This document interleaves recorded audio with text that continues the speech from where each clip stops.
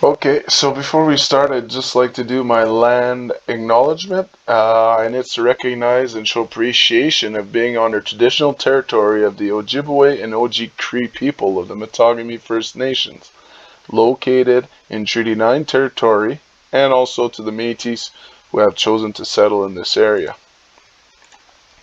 My lesson plan is based on the one Tim provided us, the format Tim gave us on Blackboard.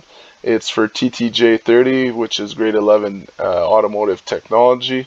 And basically, this lesson plan is about boosting a vehicle, but it's also about sort of finding the owner's manual and helping you guide you through it, so you could find where to boost these vehicles, because nowadays the batteries are hidden, and it's not as evident as it used to be, where you would open the hood and they were right there staring back at you. So I'll just go through the specific expectations. I got explained from an owner's perspective the basic operation of various engine systems. I have located and identified various components of the vehicle system that an owner should be aware of, so the battery in this case.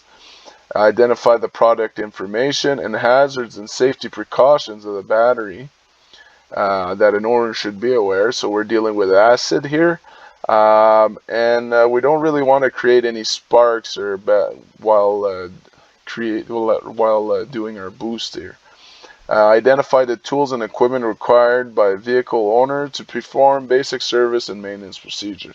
So in this one, all they would need basically is booster cables, but they also have access to the shop toolbox if they need to get to a battery, or if they choose to find a battery and take that route. Sometimes they're hidden behind panels, or there's stuff stacked on top of it, so they have access to hand tools. Upon successful completion, they'll learn how to boost any vehicle properly. That's either cars, bikes, ATVs. They have their choice in selecting anything that we have in the shop to demonstrate how to boost. They will be given a choice, so differential learning, they'll be given a choice to either do a YouTube video or a TikTok video, or whichever video they want to, platform they want to use. Or if they're not comfortable with that, they can do a PowerPoint, step-by-step procedure. If I have a student with an IEP, or a student that has a bit more of a hard time, what I would do is let him just walk me through it. I would go to the vehicle with him. I would give him time to research at first, and then when he's ready, he could bring me to the vehicle, show me how to boost a vehicle properly in person. If they're not comfortable doing a video or whatever, they don't have a cell phone, whatever the case is. Instructional resources I have down here. So I have a quick reference picture. So this is at the end of my lesson plan. It's right here. 3 simple steps. Connect the red cables to both batteries.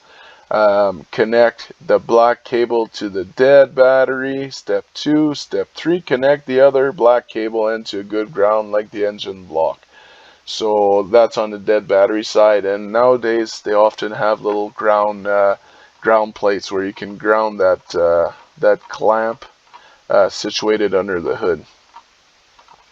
So back to the top, I have also a YouTube video, which is just a guy explaining he's boosting. He has 2 vehicles and he's boosting a dead vehicle. So just that quick little video, and also I will explain to them that all this information can be found in the owner's manual, and that this thing is located 99% of the time in the glove box, unless the dealership decide to hide it from you and put it somewhere harder to find. But every single vehicle should have one. Tools, again, shop vehicles, cars, trucks, bikes, ATVs. Students have access to tools from the shop toolbox. They also have access to booster cables and their cell phones to film or create their videos. Important safety precautions.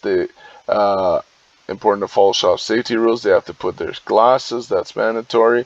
The 12-volt battery, we will have gone over about how in the previous lesson how the 12-volt battery is made and constructed, so they know and are aware about the acid.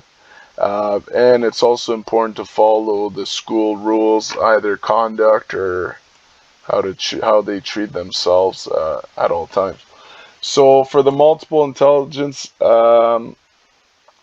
integration, I feel like it touches on a lot of the points because there's more than one ways for them to attack this project. I basically want to know, did they find the owner's manual? Not my most important issue here, but did they find it? Do they know where it is? And that they are aware that this information of how to boost is in there. And second is how the procedure to boost the vehicle. This is what really concerns me. I want to make sure they do it fine. They know how to do it.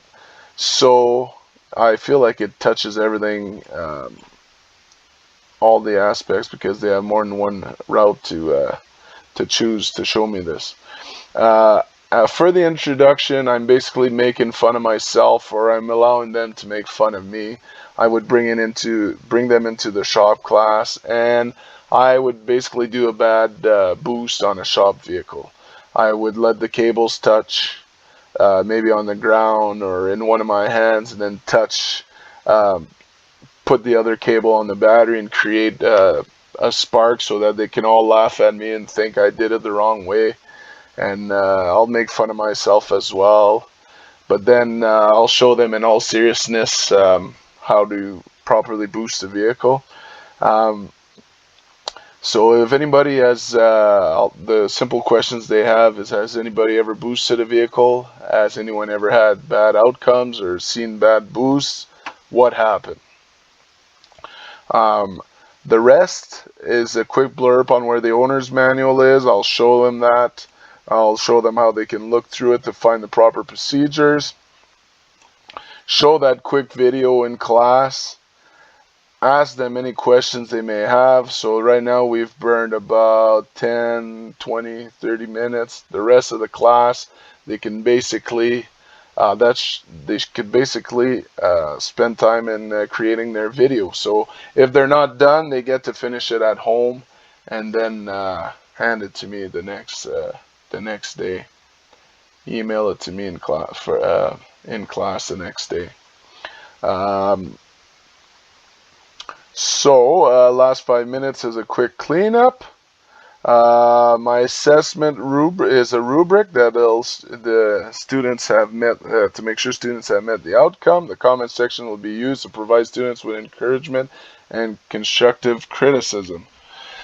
So what I have here is my rubric for myself that's attached to my lesson plan, but I'm also going to give it to the students right here. How to boost a vehicle, presentation outline, the name of the two students in the group, the topic, a little bit in pairs, what they have to do, and the rubrics there for their overall communication of the presentation. Was it clear? The boosting of a vehicle, so I want to know knowledge and understanding. Do they really know how to boost a vehicle?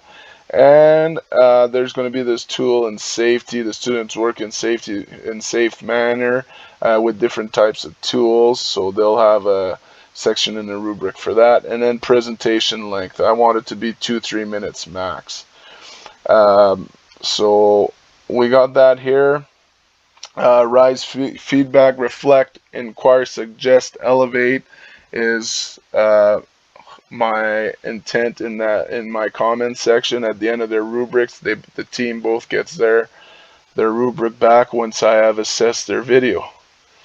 So that's about it for this. The students have more than one way to. That's the most important part of all this, is they get to choose what they want to do. But we're serious about this. We don't want them to be messing around. Pick what you want to do and let's get at it. Do your video, do your PowerPoint. You have the time in class. You can show me if you don't feel comfortable, like I said. But if you're not done, you get to finish it in homework at home. And if you haven't filmed on the vehicle at the school yet, you're going to have to use a family member's vehicle and do it from home, but they should have more than enough time. So that's it right there. Simple lesson plan. Thank you.